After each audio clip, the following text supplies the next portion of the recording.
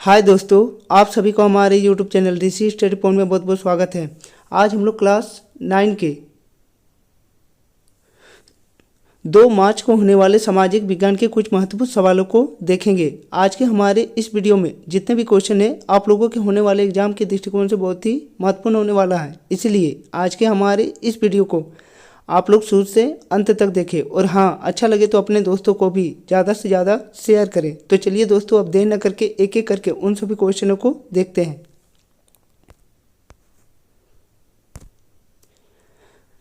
आज का हमारा पहला क्वेश्चन कह रहा है कि 1815 ईस्वी में किस युद्ध में फ्रांस की हार हुई थी। तो 1815 ईस्वी में फ्रांस की हार वाटरलू की लड़ाई में हुई थी। इसलिए इसका सही जवाब है ऑप्शन नंबर 1, वाटरलू।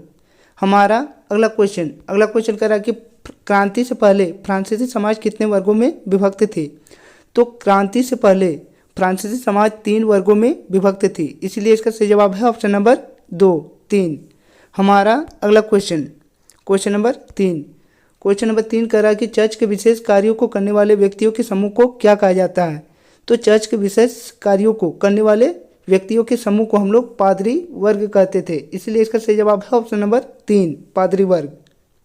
हमारा नेक्स्ट क्वेश्चन कह रहा है कि फ्रांस का संविधान किस वर्ष बना। तो फ्रांस का संविधान 1791 ईस्वी को बनी थी। इसलिए इसका सही जवाब है ऑप्शन नंबर 3, 1791। हमारा अगला क्वेश्चन कह रहा है कि फ्रांस में 1793 से 1794 ईस्वी के मध्य के काल को किस नाम से जाना जाता है। तो फ्रांस में 1793 से 1794 के मध्य के काल को हम लोग आतंक के राज के नाम से जाना जाता है। इसलिए इसका सही जवाब है ऑप्शन नंबर 1, आतंकी राज। हमारा अगला क्वेश्चन नंबर 6 कह रहा है कि 1917 ईस्वी से पूर्व रूस पर किसका शासन था। तो 1917 से पूर्व रूस पर जार निकोलस द्वितीय का शासन था। इसलिए इसका सही जवाब है ऑप्शन नंबर 2, जार निकोलस द्वितीय। हमारा अगला क्वेश्चन नंबर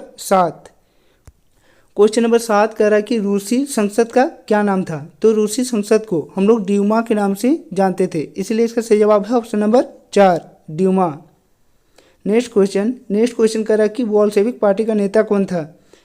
तो बोल्शेविक पार्टी के नेता लेनिन थे। इसलिए इसका सही जवाब है ऑप्शन नंबर 1, लेनिन। हमारा अगला क्वेश्चन कह रहा है कि रूसी क्रांतिकारियों के मुख्य उद्देश्य क्या थे। पहला ऑप्शन है प्रथम विश्व युद्ध से रूस को हटाना, दूसरा जमीन किसानों को देना, तीसरा कारखानों पर मजदूरों का नियंत्रण, या चौथा गैर रूसी जातियों को समानता का दर्जा देना। तो रूसी क्रांतियों का मुख्य उद्देश्य यह सभी थे। इसलिए इसका सही जवाब है ऑप्शन नंबर 4, उपयुक्त सभी। हमारा अगला क्वेश्चन नंबर 10 कह रहा है कि खूनी रविवार के नाम से किस दिन को जाना जाता है। तो खूनी रविवार के नाम से हम लोग 9 जनवरी 1905 को जानते हैं। इसलिए इसका सही जवाब है ऑप्शन नंबर 2, 9 जनवरी 1905। हमारा नेक्स्ट क्वेश्चन नंबर 11 कह रहा है कि भारत का क्षेत्रफल विश्व के कुल क्षेत्रफल का कितना प्रतिशत है। तो भारत का क्षेत्रफल विश्व के कुल क्षेत्रफल का 2.4% है। इसलिए इसका सही जवाब है ऑप्शन नंबर 2, 2.4%। हमारा नेक्स्ट क्वेश्चन नंबर 12 कह रहा है कि भारत की मानक यामोत्तर रेखा कौन सी रेखा है। तो भारत की मानक यामोत्तर रेखा 82.30 अंश पूर्वी देशांतर है। इसीलिए इसका सही जवाब है ऑप्शन नंबर 3। हमारा अगला क्वेश्चन कह रहा है कि कर्क रेखा किस राज्य से नहीं गुजरती है। तो इनमें से कर्क रेखा उड़ीसा से नहीं गुजरती है। इसलिए इसका सही जवाब है ऑप्शन नंबर 4, उड़ीसा। हमारा अगला क्वेश्चन नंबर 14 कह रहा है कि विश्व का सबसे ऊंचा शिखर माउंट एवरेस्ट किस देश में स्थित है। तो विश्व का सबसे ऊंचा शिखर माउंट एवरेस्ट नेपाल देश में स्थित है। हमारा नेक्स्ट अगला क्वेश्चन कह रहा है कि एक स्थलीय भाग जो 3 ओर से समुद्र से घिरी हो, तो वह स्थान जो 3 ओर से समुद्र से घिरी होती है उसे हम लोग प्रायद्वीप कहते हैं। इसलिए इसका सही जवाब है ऑप्शन नंबर 3, प्रायद्वीप। हमारा नेक्स्ट क्वेश्चन नंबर 16 कह रहा है कि बाढ़ वाले मैदानों के नए तथा युवा निक्षेपों को किस नाम से जाना जाता है। तो बाढ़ वाले मैदानों के नए तथा युवा निक्षेपों को हम लोग खादर के नाम से जानते हैं, इसलिए इसका सही जवाब है ऑप्शन नंबर 3 खादर। हमारा अगला क्वेश्चन नंबर 17। क्वेश्चन नंबर 17 कह रहा है कि गोवा के दक्षिण में स्थित पश्चिमी तटीय पट्टी को किस नाम से जाना जाता है। तो गोवा के दक्षिण में स्थित पश्चिम तटीय पट्टी को हम लोग कोकन के नाम से जानते हैं, इसीलिए इसका सही जवाब है ऑप्शन नंबर 3 कोकन। हमारा अगला क्वेश्चन नंबर 18। क्वेश्चन नंबर 18 कह रहा है कि किस द्वीप का निर्माण प्रवाल भत्ती से हुई है। तो लक्षद्वीप का निर्माण प्रवाल भत्ती से हुई है, इसलिए इसका सही जवाब है ऑप्शन नंबर 1 लक्षद्वीप। हमारा अगला क्वेश्चन नंबर 19। क्वेश्चन नंबर 19 कह रहा है कि विश्व की सबसे बड़ी अफवाह द्रोणी किस नदी की है। तो विश्व की सबसे बड़ी अफवाह द्रोणी अमेजोन नदी की है, इसीलिए इसका सही जवाब है ऑप्शन नंबर 1 अमेजोन। हमारा अगला क्वेश्चन नंबर 20। क्वेश्चन नंबर 20 कह रहा है कि कौन सी नदी अरब सागर में गिरती है। तो इनमें से जो नर्मदा नदी है वह अरब सागर में जाके गिरती है, इसीलिए इसका सही जवाब है ऑप्शन नंबर 3 नर्मदा। हमारा अगला क्वेश्चन नंबर 21। क्वेश्चन नंबर 21 कह रहा है कि पालमपुर गांव की कितनी प्रतिशत जनसंख्या अपनी आजीविका के लिए कृषि पर आश्रित थी। तो पालमपुर गांव की 75% जनसंख्या अपनी आजीविका के लिए कृषि पर आश्रित थी, इसीलिए इसका सही जवाब है ऑप्शन नंबर 3 75%। हमारा अगला क्वेश्चन है कि खरीफ फसल की अवधि क्या है। तो खरीफ फसल की अवधि जून से अक्टूबर होती है, इसलिए इसका सही जवाब होगा ऑप्शन नंबर 1। हमारा अगला क्वेश्चन कह रहा है कि हरित क्रांति का संबंध किससे है। तो हरित क्रांति का संबंध खाद्यान्न के उत्पादन से है, इसलिए इसका सही जवाब है ऑप्शन नंबर 1। हमारा अगला क्वेश्चन नंबर 24। क्वेश्चन नंबर 24 कह रहा है कि निम्नलिखित में से कौन कार्यशील पूंजी का उदाहरण है। तो इनमें से जो नगद पैसा तथा कच्चा माल है वह एक कार्यशील पूंजी का उदाहरण है, इसलिए इसका सही जवाब होगा ऑप्शन नंबर 3 नगद पैसा तथा कच्चा माल। हमारा अगला क्वेश्चन नंबर 25। क्वेश्चन नंबर 25 कह रहा है कि निम्नलिखित में से कौन एक गैर कृषि क्रिया है। तो इनमें से जो खाद एवं बीज की बिक्री यह एक गैर कृषि कार्य का उदाहरण है, इसलिए इसका सही जवाब होगा ऑप्शन नंबर 4 खाद एवं बीज की बिक्री। हमारा नेक्स्ट क्वेश्चन नंबर 26 कह रहा है कि नीचे दिए गए कथनों को ध्यानपूर्वक पढ़िए। पहला कथन है कि जब मानव संसाधन को शिक्षा तथा स्वास्थ्य के द्वारा विकसित किया जाता है तब इसे मानव पूंजी निर्माण कहते हैं। तो यह कथन बिल्कुल सही है। अगला कथन है कि मानव पूंजी में निवेश भौतिक पूंजी की भांति ही प्रतिफल प्रदान करता है। तो यह भी कथन सही है, इसीलिए इसका सही जवाब होगा कि कथन 1 और कथन 2 दोनों सही है, इसलिए इसका सही जवाब होगा ऑप्शन नंबर 3। हमारा अगला क्वेश्चन नंबर 27। क्वेश्चन नंबर 27 कह रहा है कि किस प्रकार की जनसंख्या अर्थव्यवस्था की परिसंपत्ति है। तो शिक्षित एवं स्वस्थ जनसंख्या अर्थव्यवस्था की परिसंपत्ति है, इसलिए इसका सही जवाब होगा ऑप्शन नंबर 1।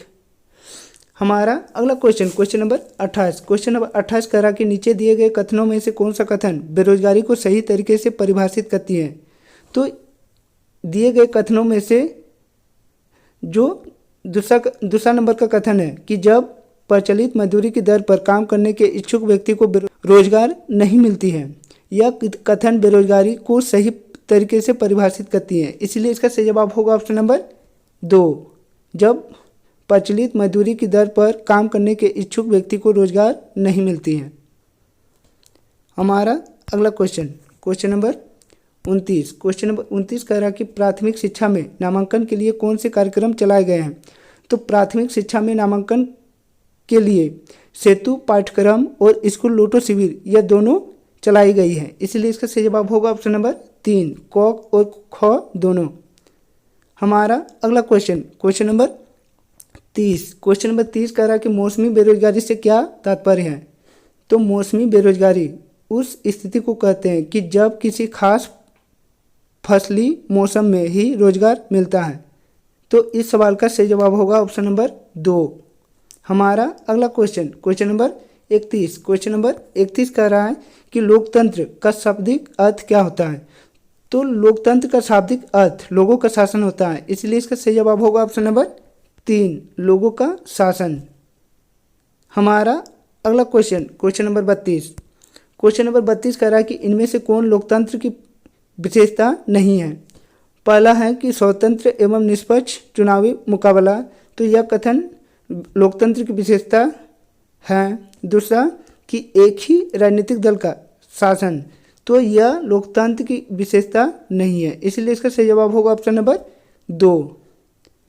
हमारा अगला क्वेश्चन नंबर 33। क्वेश्चन नंबर 33 कह रहा है कि इनमें से कौन सा कथन गलत है।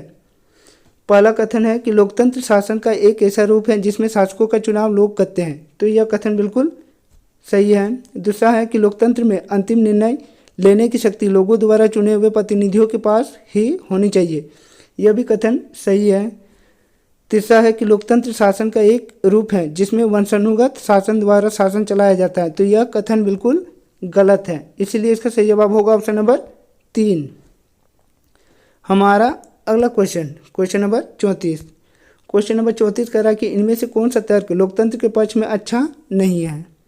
पहला है कि लोकतंत्र मतभेदों और टकरावों का संभालने का तरीका उपलब्ध कराती है, तो यह कथन बिल्कुल सही है।